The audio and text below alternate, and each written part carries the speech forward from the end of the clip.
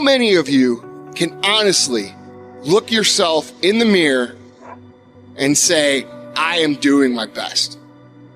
Because if you can, you're fucking lying to yourself. Your best is a moving, evolving, changing scale. The grind is real, and everything that you do up to this point and beyond will depend on you. Are you a grinder? Are you determined? Are you willing? Will you go that extra mile? Will you put forth the effort that is necessary to get what it is you're seeking in your life?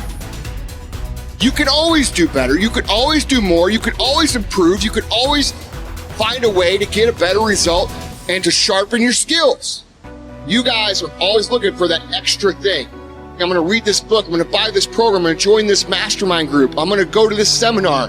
None of those things will replace the fucking work. There is no shortcut. There is no way to make it faster. There is no way to make it easier. You've got to do the fucking work. You can't go through life looking to do the minimum and get the maximum. If you want the maximum, you got to fucking do the maximum. You guys got to go all in. You can't stick your fucking toe in the pool and say, oh, I don't know, this kind of feels weird. No, you have to dedicate every fucking breath, every fucking ounce of energy, and every fucking thought and effort that you possibly have to becoming what it is you want to be. When you are a true hunter, you don't go by time, you go by the gazelle. You don't hunt from 8 to 3. Why? Because the gazelle may not be open from 8 to 3. You hunt until you get a gazelle, and you don't stop until you get one. And then you get another, and then you get another, and you get another. Every minute, every hour, every day, every week, every month, every fucking year, for as long as it fucking takes, you should be consumed with that path. What you do at night matters. What you do in the morning matters. What you do on Saturday, what you do on Sunday matters. The success clock doesn't give a what day it is. It's gonna run no matter what. If you wanna get where I think you wanna go, you better learn to get really used to being uncomfortable. Because you want some different kind of results in your life, you've got to be willing to be unreasonable. If you want unreasonable results in your life, you've got to be willing to be unreasonable. Part of being unreasonable, you don't judge according to appearances. Part of being unreasonable, you can see it because you believe it. That's part of being unreasonable. Part of being unreasonable, you must have the faith to call forth those things that be not as though they were. That's part of being unreasonable. Listen to me, this is how you do it over 6-7 years ago with no money, no human resources, no building, no funding, no support. The first thing we did was we dreamed, we wrote the dream down, we slept the dream, we ate the dream, we rehearsed the dream, we looked at the dream, we talked about the dream, we slept with the dream, we woke up to the dream, we wore the dream, and now boom, it's our reality. And so I started going to work earlier.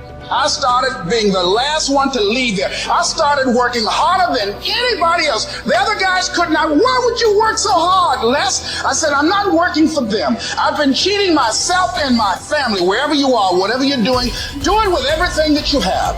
Develop the habit of giving more than what you're paid for. Develop the habit of setting standards that others will be measured by. Someone said, do not go where the path may lead, but go where there's no path and leave a trail.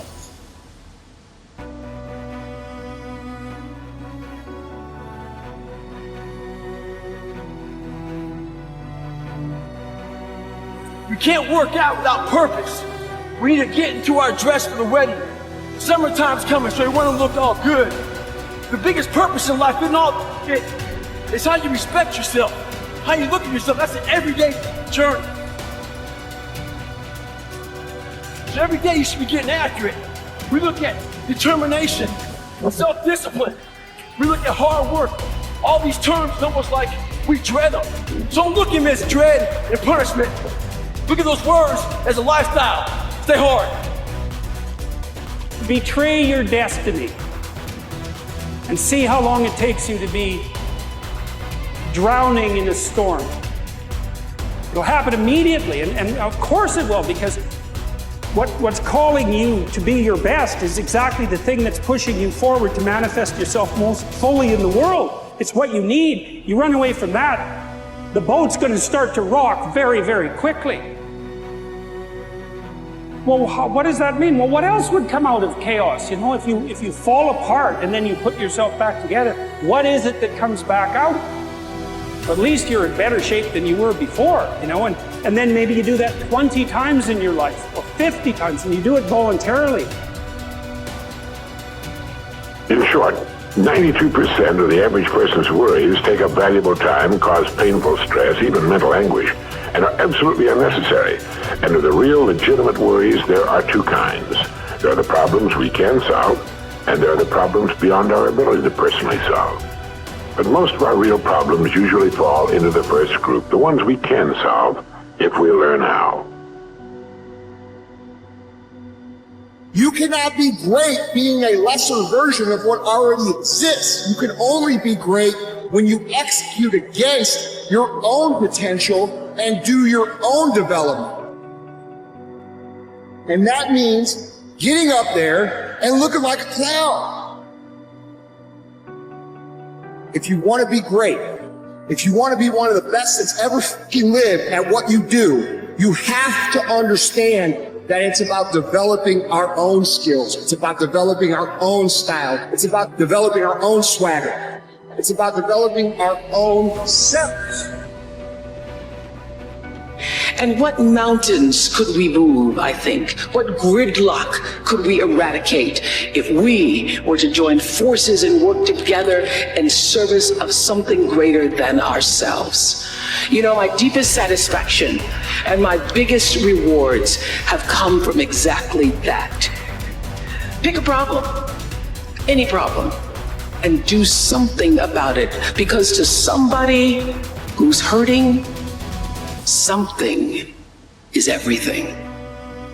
And what I know for sure is that the biggest choices begin and end with you, your internal big questions.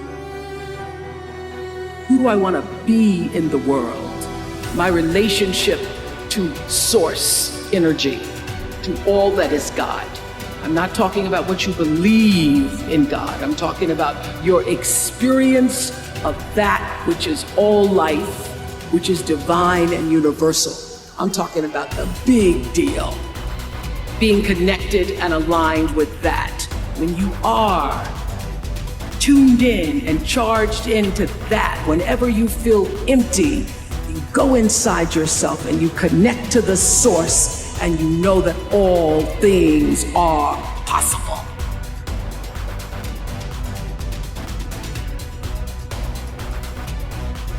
Your life doesn't have meaning without aspiration or an aim. Okay, so you need a hierarchy of values. There's got to be something at the top. It's got to be something important. If you don't have that, your life doesn't have any meaning. So if you criticize the hierarchy, or even the idea of hierarchy, you destroy the idea of aspiration, and then people have nothing. Well, that's not helpful. People are built for a struggle, and they're built for a weight, and you want to take on a heavy burden voluntarily. See if you can put yourself together. See what you can do out in the world while you're waiting to die. It's an all-in game. It better be worthwhile. And so there's a tight relationship between responsibility and aspiration and hierarchy. And when you criticize those things, you get rid of the aspiration.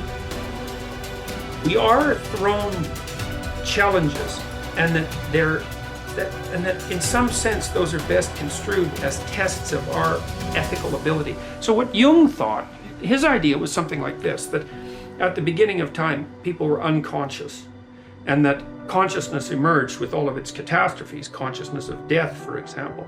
And one way out of the burden of consciousness was to return to unconsciousness. You can do that with alcohol. You can do that by being dependent. You can do that by failing to grow up.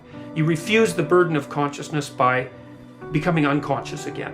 But there's another way forward, which is to become even more conscious. So the idea would be, a little bit of consciousness is like an illness, but if you can expand that consciousness upwards enough, then it's something. It starts to become something that is its own cure, and that partly what your goal is, while you suffer through life, is to heighten your consciousness to the point where everything gets integrated enough so that that's proper medication for the disease of self-consciousness.